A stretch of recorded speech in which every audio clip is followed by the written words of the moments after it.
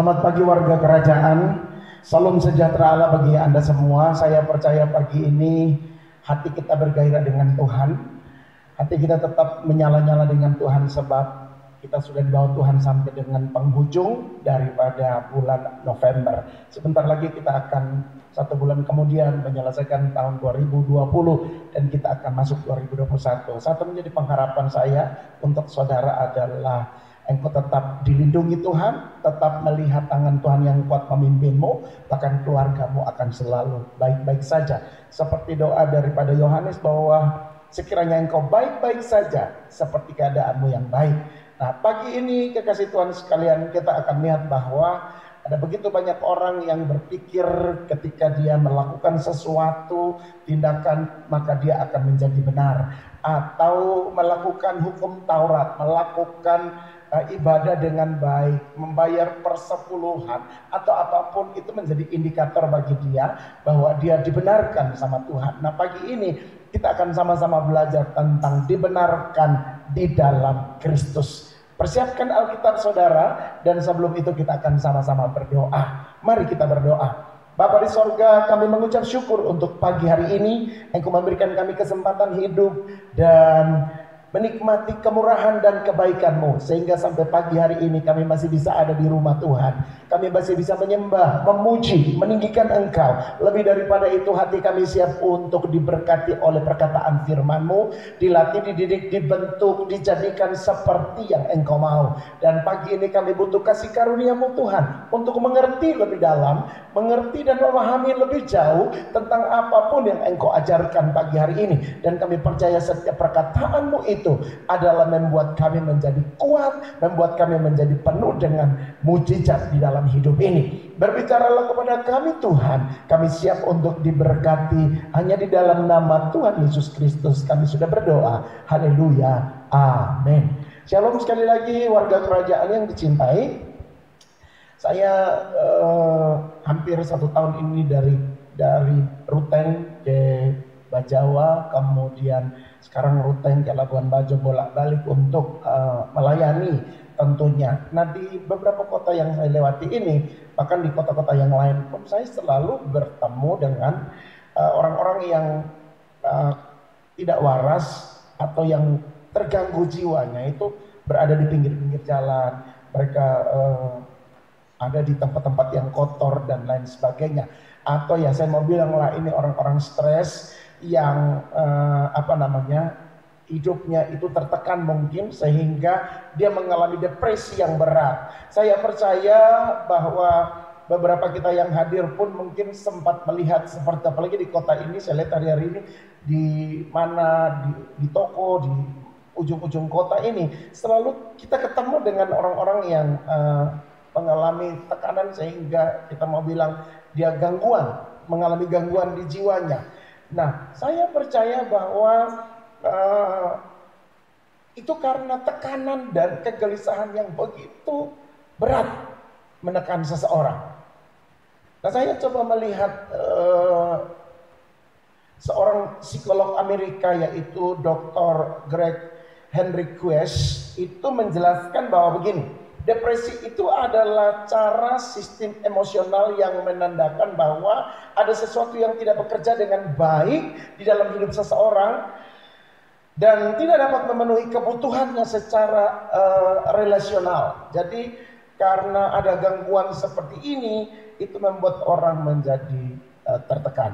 Orang yang depresi itu biasanya menyendiri, kemudian berbicara sendiri, tertawa sendiri, kadang menyanyi sendiri dan lain sebagainya. Dan mungkin karena begitu banyak tekanan, dia menjadi depresi.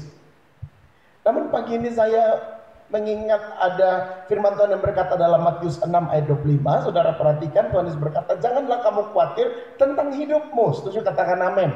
Matius 6 ayat 25, Yesus bilang, jangan khawatir akan hidupmu, akan apa yang hendak kamu makan atau minum, dan janganlah khawatir pula akan tubuhmu, akan apa yang hendak engkau pakai.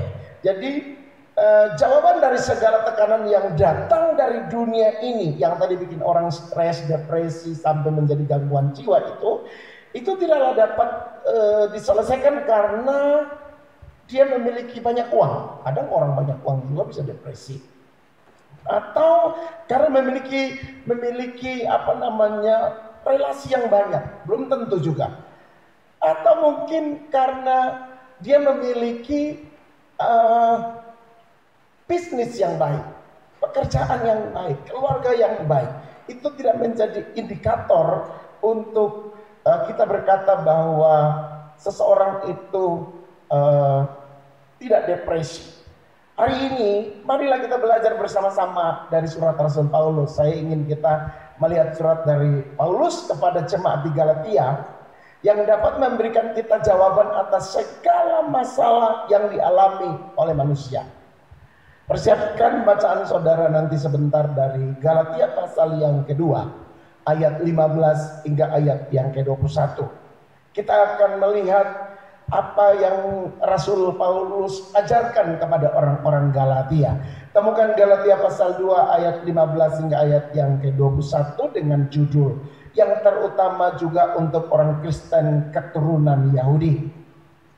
Ayat 15 dari Galatia pasal 2, menurut kelahiran kami adalah orang Yahudi dan bukan orang berdosa dari bangsa-bangsa lain. Kamu tahu bahwa tidak seorang pun yang dibenarkan oleh karena melakukan hukum Taurat, tetapi hanya oleh karena iman dalam Kristus Yesus. Sebab itu kami pun telah percaya kepada Yesus Kristus, supaya kami dibenarkan oleh karena iman dalam Kristus dan bukan oleh karena melakukan hukum Taurat. Sebab tidak ada seorang pun yang dibenarkan oleh karena melakukan hukum Taurat. Garis bawahi ayat yang ke-16 ini. Kemudian ayat yang ke-17. Tetapi jika kami sendiri, sementara kami berusaha untuk dibenarkan oleh Kristus, ternyata ada orang-orang berdosa. Apakah hal itu berarti bahwa Kristus adalah pelayan dosa? Sekali lagi ayat 17 saudara perhatikan. Tetapi jika kami sendiri, sementara kami berusaha untuk dibenarkan di dalam Kristus, ternyata adalah orang-orang berdosa. Apakah hal itu berarti bahwa Kristus adalah pelayan dosa? Sekali-kali tidak. Karena jikalau aku membangun kembali apa yang telah kurombak, aku menyatakan diriku sebagai pelanggar hukum Taurat. Sebab aku telah mati oleh hukum Taurat untuk hukum Taurat, supaya aku hidup untuk Allah. Aku telah disalibkan dengan Kristus. Wow, dahsyat ini perkataan Rasul Paulus. Aku telah disalibkan dengan Kristus. Namun aku hidup, tetapi bukan aku sendiri yang hidup, melainkan Kristus yang hidup di dalam aku. Dan hidupku yang kuhidupi sekarang di dalam daging adalah hidup oleh iman dalam Anak Allah yang telah mengasihi aku dan yang menyerahkan dirinya untuk aku. Ayat 21, aku tidak menolak kasih karunia Allah, sebab sekiranya ada kebenaran oleh hukum Taurat, maka sia-sialah kematian Kristus. Nah, apa yang kita baca di dalam Galatia pasal yang kedua, ayat 15 hingga ayat yang ke-21, kita temukan di dalam Alkitab, khususnya di mata orang Yahudi atau bangsa Yahudi, mereka cuma mengenal dua macam atau dua golongan manusia. Saudara lihat di Galatia 2 ayat 15 tadi, cuma ada dua golongan manusia. Yang pertama itu adalah orang Yahudi dan yang kedua itu adalah orang berdosa. Jadi di mata orang Yahudi itu hanya ada dua kelompok manusia. Yang pertama itu orang-orang Yahudi. Kemudian yang kedua, kalau dia bukan orang Yahudi berarti dia orang berdosa.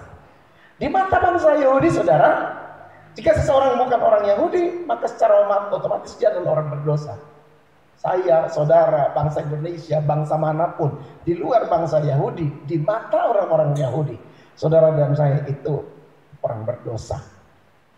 Mengapa demikian, saudara? Kita mau lihat. Sebab menurut pengertian orang Yahudi, seseorang itu hanya dapat dibenarkan ketika dia mentaati hukum Taurat. Saya mulai bawa dari sini dulu. Saudara perhatikan bahwa di mata atau di dalam pengertian orang Yahudi, karena tadi dia bilang di mata orang Yahudi itu cuma ada dua golongan orang. Yaitu yang pertama bangsanya sendiri, bangsa Yahudi, kemudian yang kedua bangsa berdosa atau orang berdosa. Nah, kita yang di luar orang Yahudi dianggap orang berdosa. Mengapa demikian, saudara? Sebab menurut pengertian orang Yahudi, seorang hanya dapat dibenarkan ketika dia mentaati hukum Taurat. Dan saudara mesti tahu bahwa yang punya hukum Taurat itu adalah bangsa Yahudi atau orang Israel. Jadi bangsa-bangsa lain yang tidak memiliki hukum Taurat tidak mungkin dapat dibenarkan. Sebab bagaimana mungkin seseorang bisa mentaati hukum Taurat kalau dia tidak punya hukum itu. Jadi ini sesuatu yang mendapat koreksi yang keras sama Rasul Paulus. Oleh karena itu lihat, Rasul Paulus juga menjelaskan dari ayat berikut. Kalau tadi saya bilang lihat ayat yang ke-15 itu, orang-orang Yahudi memberi sebuah garisan bahwa cuma ada dua golongan manusia, golongan Yahudi dan golongan orang berdosa. Tapi kalau kita perhatikan di ayat 16, kita lihat benar-benar di situ Rasul Paulus menjelaskan dengan benar bahwa tidak ada seorang pun yang dapat dibenarkan karena taat kepada hukum Taurat. Sekali lagi, tidak ada orang yang bisa dibenarkan hanya gara-gara dia taat hukum Taurat.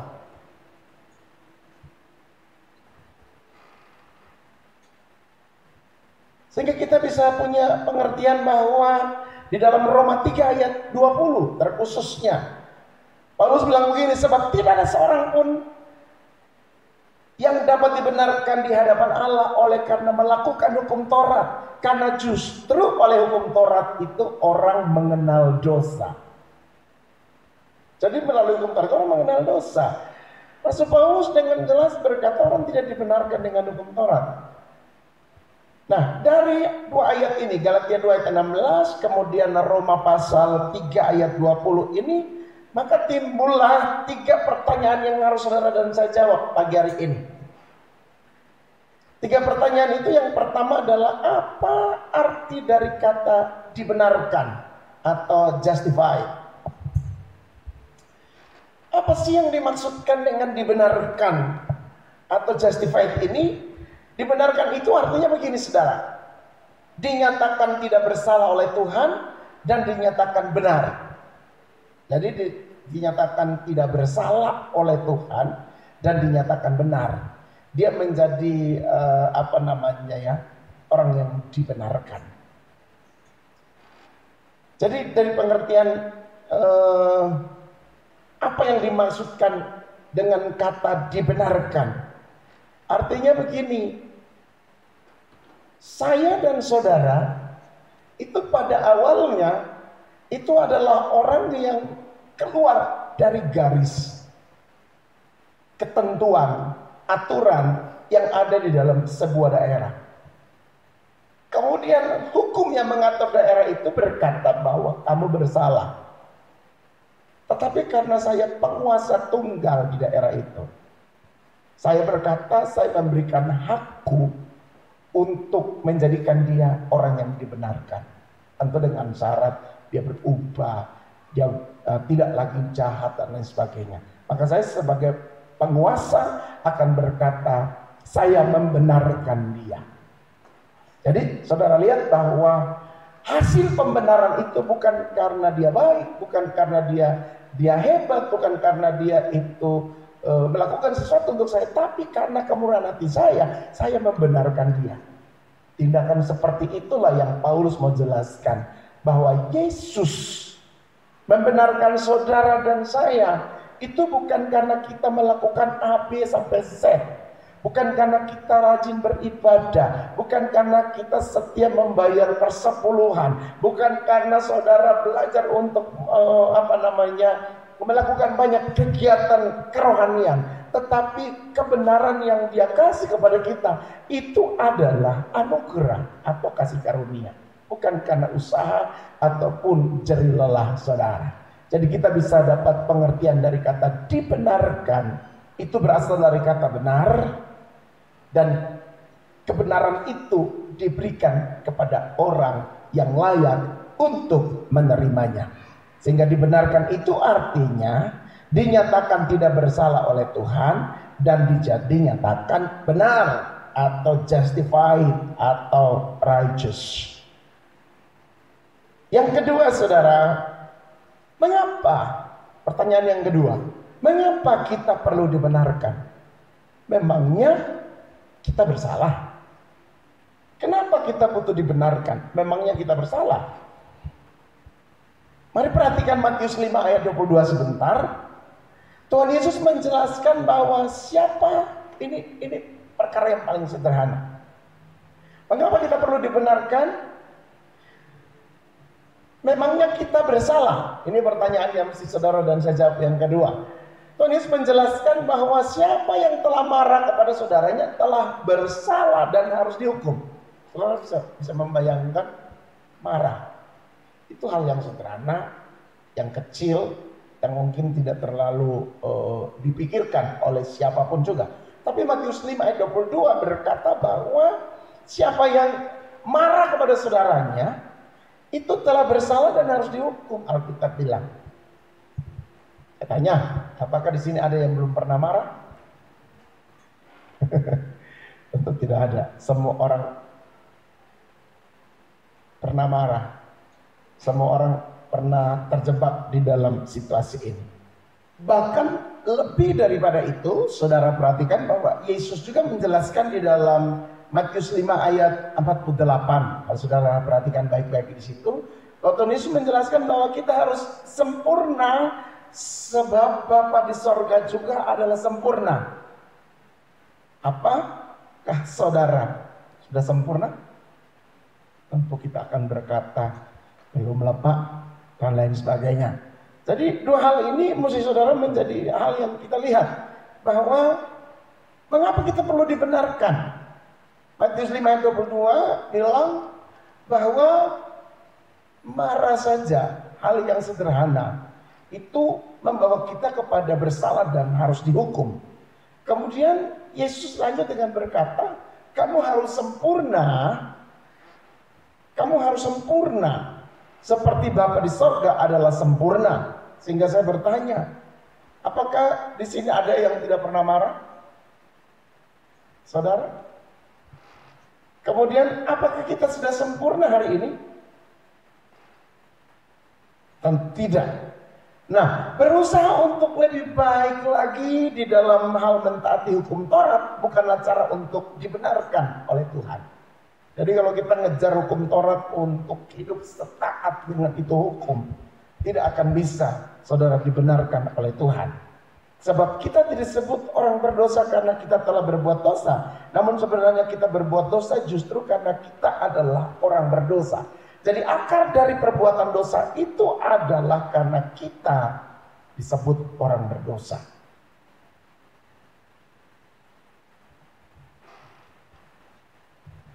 Persoalannya adalah banyak dari kita, termasuk saya juga, sering kita tidak melihat bahwa kita ini adalah orang berdosa yang membutuhkan pertolongan atau membutuhkan jalan keluar, membutuhkan pengampunan daripada Tuhan.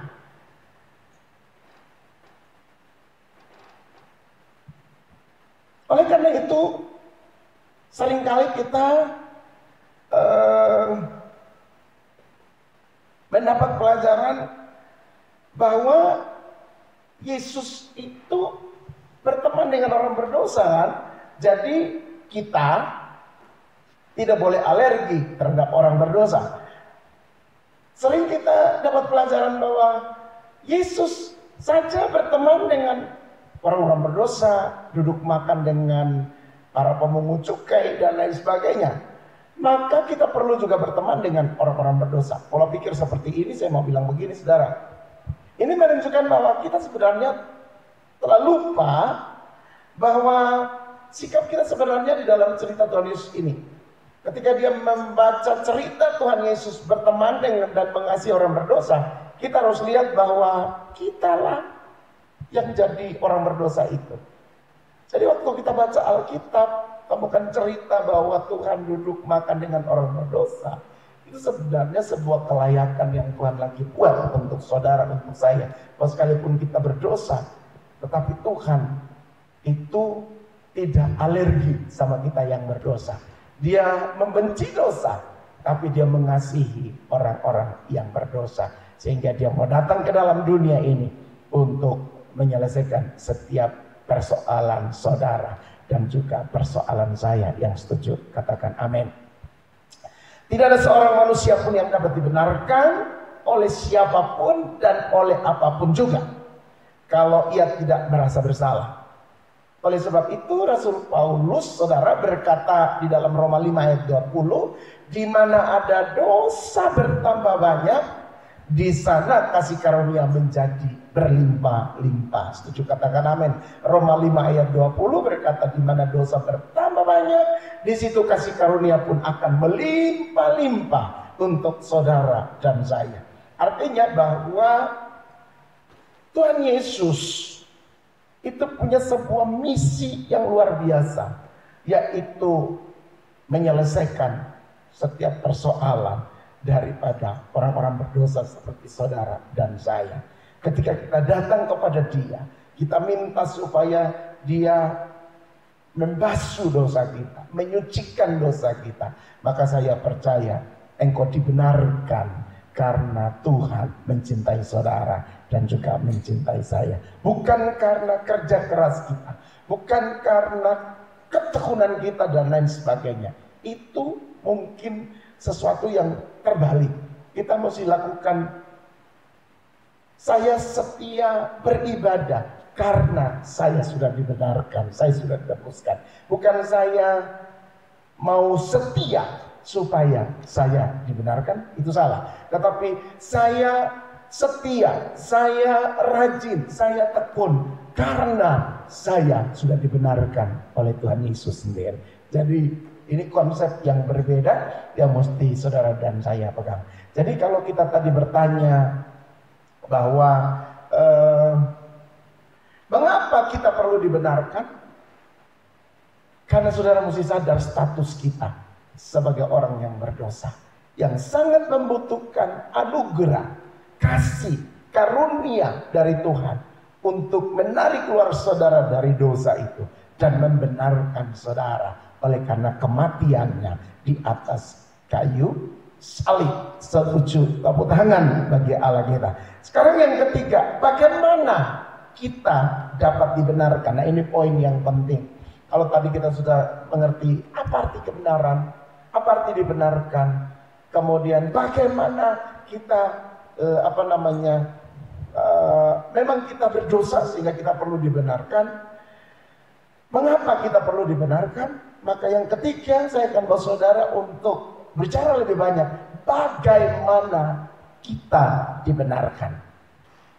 Hanya ada satu cara di mana kita dapat dibenarkan, yaitu oleh karena iman di dalam Kristus Yesus. Yang setuju, tepuk tangan bagi Allah kita. Kita perhatikan Galatia pasal 2 ayat yang ke-17. Tadi berkata begini, sekali lagi Galatia 2 ayat 17, dia berkata begini, tetapi jika kami sendiri sementara kami berusaha untuk dibenarkan dalam Kristus ternyata adalah orang berdosa, apakah hal itu berarti bahwa Kristus adalah pelayan dosa? Paulus berkata, sekali-kali tidak.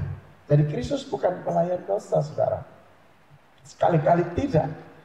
Dia membereskan setiap dosa dan pelanggaran yang saudara dan saya lakukan di hadapan Tuhan. Oleh karena itu, apa maksudnya hidup oleh iman di dalam Yesus? Maksudnya adalah kita tidak lagi berusaha untuk dibenarkan dengan cara kita sendiri atau dengan mentaati hukum Taurat. Kita tidak berdoa ataupun membaca Alkitab tiap hari, datang rajin ke gereja setiap minggu, melayani Tuhan untuk dibenarkan. Tidak.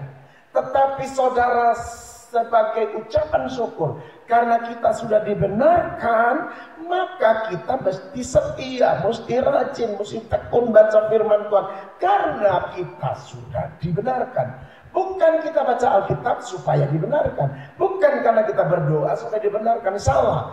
Kita melakukan semua itu karena saya dan saudara sudah dibenarkan oleh Tuhan. Paulus berkata, saudara, Dalam Galatia 2, 19-20 yang kita baca tadi, sebab aku telah mati oleh hukum Taurat, supaya aku hidup untuk Allah. Aku telah disalibkan dengan Kristus, namun aku hidup, tetapi bukan lagi aku sendiri yang hidup, melainkan Kristus yang hidup di dalam aku. Dan hidupku yang kuhidupi sekarang di dalam daging adalah hidup oleh iman dalam Anak Allah yang telah mengasihi aku dan menyerahkan dirinya untuk aku. Jadi Galatia 2, 19-20 jelas menulis perkataan Paulus bahwa dia sudah mati oleh hukum Taurat supaya dia hidup hanya untuk Allah. Dengan cara bagaimana? Dengan cara dia beriman kepada Anak Allah yang telah mengasihinya, bahkan telah menyerahkan nyawanya bagi Paulus dan bagi saudara dan saya di atas kayu salib. Jadi kita dibenarkan oleh iman dalam Kristus. Setuju, katakan amin. Dan kita telah mati disalibkan bersama dengan Kristus. Hidup kita bukan lagi, hidup kita ini bukan lagi hidup yang ini, melainkan Kristus yang hidup dalam diri saudara. Itulah pengharapan kita. Setuju, katakan amin.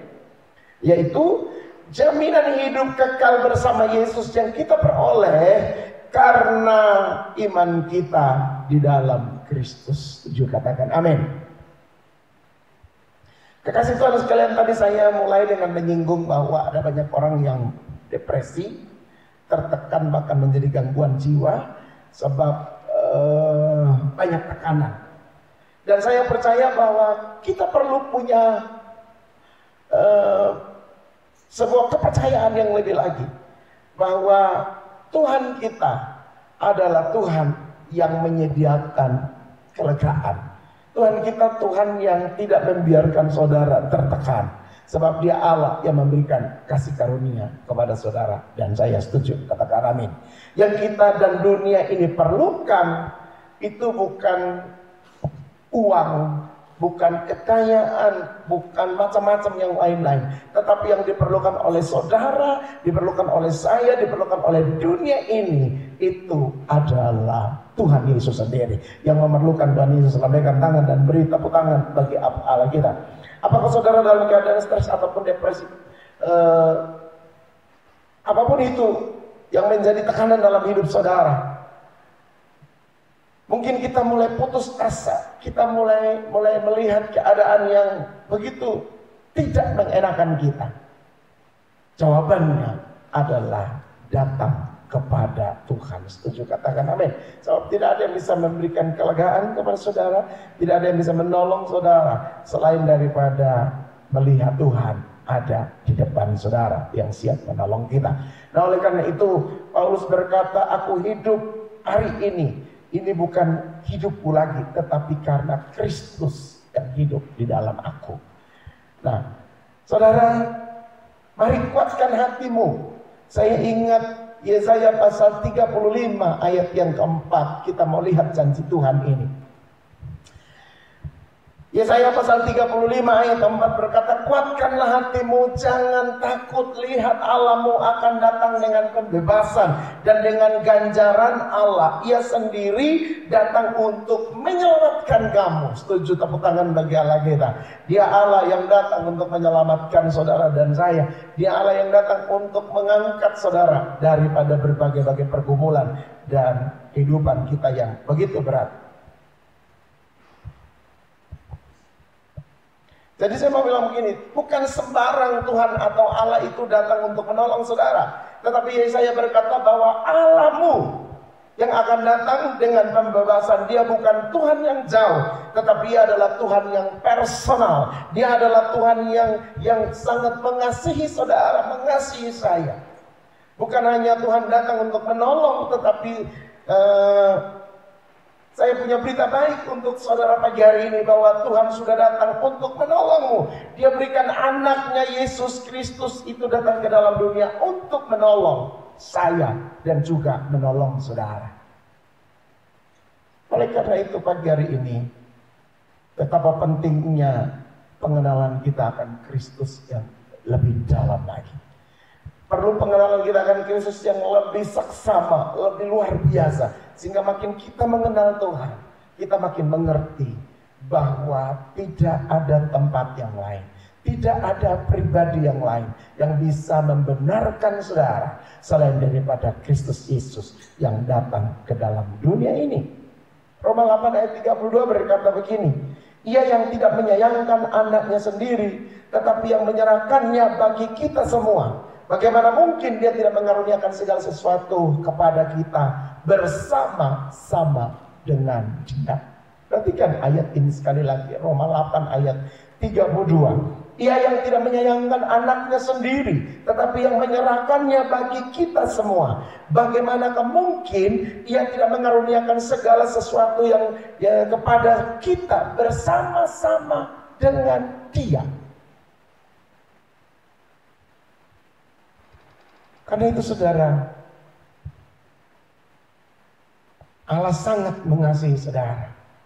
Yohanes 3:16 berkata, karena begitu besar kasih Allah akan dunia ini, sehingga Dia mengaruniakan anaknya yang tunggal kepada kita, supaya barang siapa yang percaya kepadanya tidak binasa, melainkan memperoleh hidup yang kekal. Sebuah kasih karunia yang luar biasa. Allah Bapa di sorga memberikan anaknya turun ke bumi untuk menjadi pemberi jalan keluar bagi setiap persoalan dosa saudara, persoalan pelanggaran kita, persoalan hamartia kita meleset dari apa yang Tuhan mau. Semuanya diselesaikan oleh Yesus di atas kayu salib. Sehingga kalau kita kembali lagi ke dalam Galatia tadi, adakah ketaatan kepada hukum Taurat itu bisa membenarkan saudara? Alkitab berkata tidak. Hanya kepada Yesus Kristus, di mana kita menaruh seluruh hidup kita, menaruh seluruh pengharapan kita kepada Dialah yang mampu menyelesaikan setiap pergumulan dan persoalan dosa dan kesalahan saudara. Oleh karena itu, sebagai orang berdosa, kita membutuhkan Tuhan, bukan? Sebagai orang berdosa, kita tidak dituntut untuk harus melakukan semua ritual-ritual agama yang disediakan. Tetapi lebih daripada itu, Alkitab mengajarkan kepada kita untuk pengenalan akan Allah di dalam Yesus Kristus Tuhan. Itu lebih penting dari semuanya. Sebab hukum Taurat tidak bisa melepaskan saudara dari dosa dan salah. Perbuatan baik kita tidak bisa melepaskan kita daripada dosa dan salah kita. Cara-cara kita, ritual-ritual agama tidak bisa melepaskan kita dari dosa. Satu yang bisa membuat saudara terlepas, itu ketika engkau datang di kaki Tuhan, engkau menyerahkan hidupmu kepada Dia, maka Dia akan menyelesaikan semuanya. Termasuk tadi saya mulai dengan menceritakan tentang saya selalu menemukan orang yang depresi di kota ini atau di beberapa kota yang lain. Jalan keluarnya adalah datang kepada Tuhan, datang kepada Tuhan, datang kepada Tuhan. Setuju? Beri tepuk tangan bagi Allah kita. Kekasih Tuhan sekalian, menjelang akhir tahun ini, bahkan sudah hampir 7 atau 8 bulan kita ada di sebuah keadaan dunia terancam oleh virus COVID-19. Ada banyak orang menjadi kehilangan penghasilan, kehilangan pekerjaan, kehilangan keluarga, kehilangan harapan, kehilangan apalagi banyak kehilangan yang mereka alami. Sehingga mereka menjadi berpikir, Tuhan ini bagaimana, apa yang harus aku lakukan. Tertekan saudara, depresi, stres mungkin. Saya mau bilang jawaban dari itu semua tidak ada di dunia ini selain di dalam Yesus Kristus Tuhan. Saya ingat ada lagu anak-anak sekolah minggu yang berkata, ke gunung tinggi ku naik untuk cari damai, ke lembah curam ku turun untuk mencari damai. Tapi damai tidak ada di situ. Damai cuma ada di dalam Yesus Kristus Tuhan. Tepuk tangan bagi Allah kita. Itu yang saya mau supaya saudara nikmati, yaitu damai di dalam Tuhan, pengharapan di dalam Yesus, kekuatan di dalam Yesus. Tidak ada tempat lain yang bisa saudara harapkan selain di dalam Yesus yang telah menciptakan saudara dan saya. Kekasih Tuhan sekalian warga kerajaan, Paulus berkata bahwa sebab aku telah mati oleh hukum Taurat, untuk hukum Taurat, supaya aku hidup untuk Allah. Ini perkataan yang sangat jelas yang diberikan oleh Paulus, bahwa dia mati untuk hukum Taurat, melainkan dia hidup untuk Allah.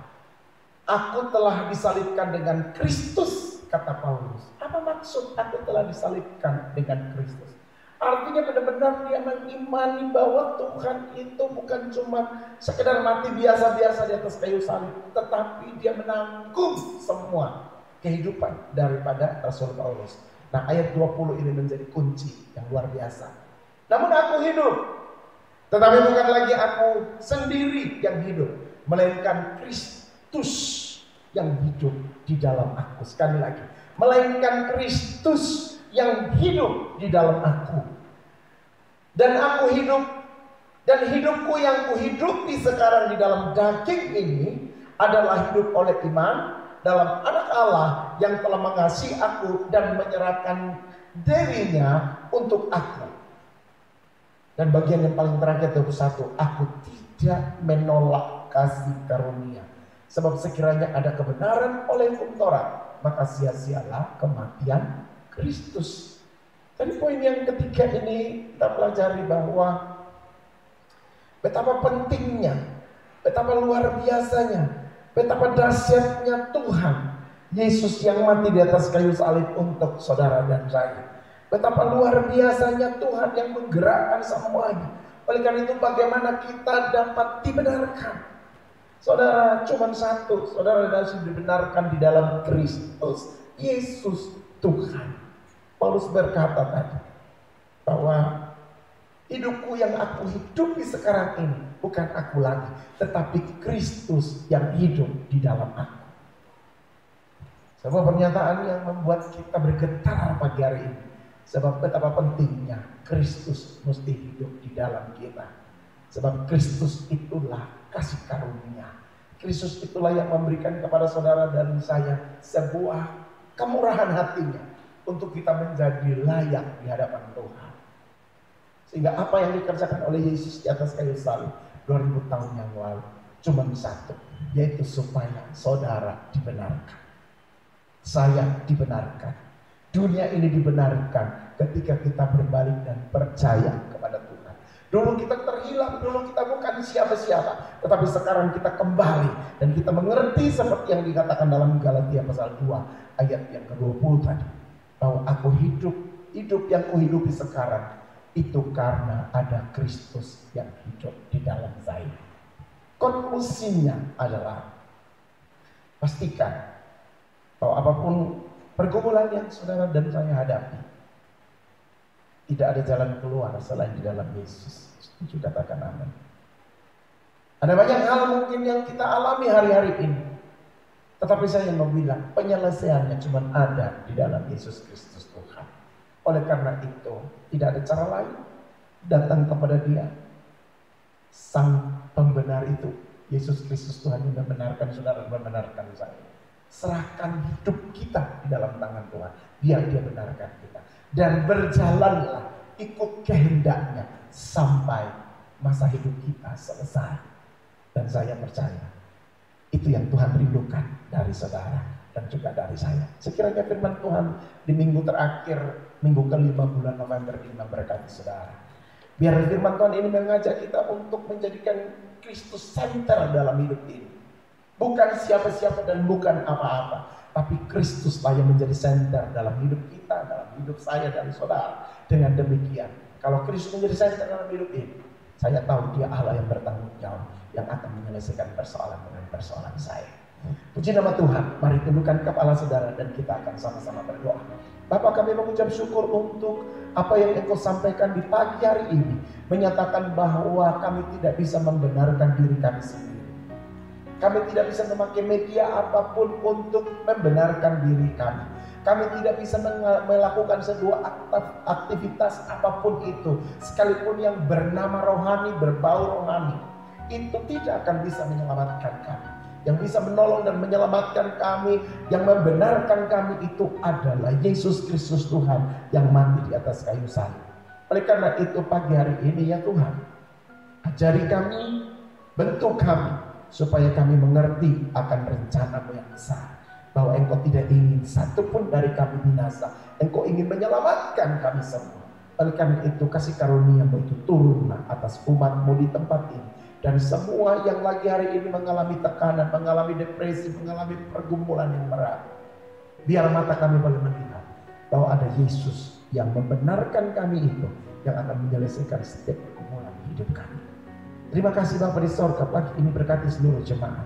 Teguhkan dan kuatkan hati kami menghadapi masa-masa akhir tahun ini. Kami lagi mempersiapkan diri, sebab kami mau supaya terus hidup ini menjadi berkenan kepada-Mu. Berkati umat-Mu yang lagi bergumul untuk membangun, berkati umat-Mu yang sementara bergumul dengan bisnis, berkati umat-Mu yang sementara bergumul dengan pekerjaan, dengan apapun itu, ada bersama dengan Tuhan. Dan kami percaya hanya Tuhanlah yang akan membuat kemenangan dan kemenangan. Dan pagi ini biar kami boleh siapkan hati kami untuk kembali dalam hidup, dalam pergumulan sepanjang 1 minggu ini dengan penyertaan yang luar biasa yang datang daripada Tuhan.